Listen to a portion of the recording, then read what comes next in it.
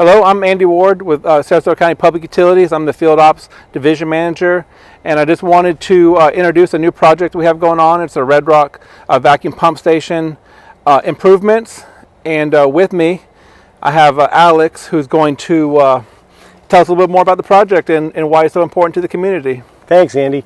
Sarasota County has 9 vacuum pump stations, as you know, and as they age, one of the important components are starting to get old and need to be replaced. They're the tanks. The tanks are inside the vacuum pump stations below grade, and they range from about 3,000 gallons to 6,000 gallons.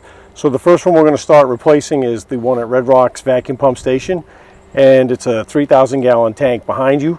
And what we'll do is we're going to have to put the tank on, put the plant on bypass, or the collection system on bypass with this large tank here, and while it's on bypass, remove the old tank, replace any of the components and plumbing that need to be replaced because they're old and aging, and then install the new tank, make all the connections, make sure that the tank is functioning properly. We'll probably test it over a week and then disconnect and remove the old tank and rebuild, reset the area. We're going to have some excavation. We'll have to redo that and sod. We're going to actually have to take the roof off the building to get the old tank out and the new tank in. So we'll have to restore the roof and put it all back. But when it's all done, if we do our magic correctly, no one will know what happened. It'll be a smooth transition from an old tank that's now past its life expectancy to the new tank, which should last a minimum of 25 years, probably 40. All right, and you said vacuum pump stations, but can you talk about what is a vacuum sewer and how does it benefit the community? Most of us are familiar with gravity run systems. You use the toilet, you take a shower, it all goes downhill, it flows downhill. Well, in Florida we're relatively flat, so we don't have a lot of hill for it to flow down to make it to the treatment plants.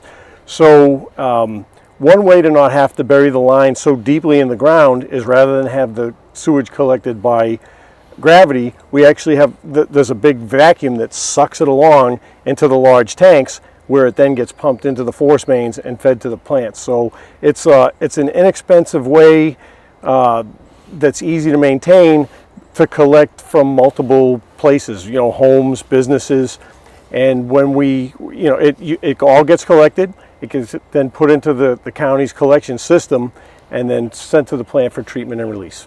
All right, and last question, on the record, how long is the project going to take? We're hoping for 2 months, 60 days, and we're almost through the permitting.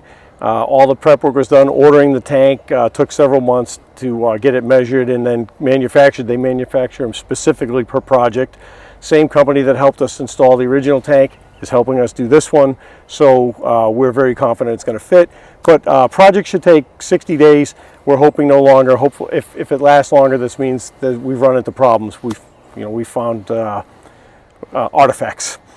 Well, I appreciate you taking the lead on this, Alex. And I know you're a triple threat. You're an operations manager, now a project manager, and a professional engineer. So I really appreciate what you're doing for the county. Thanks, Andy.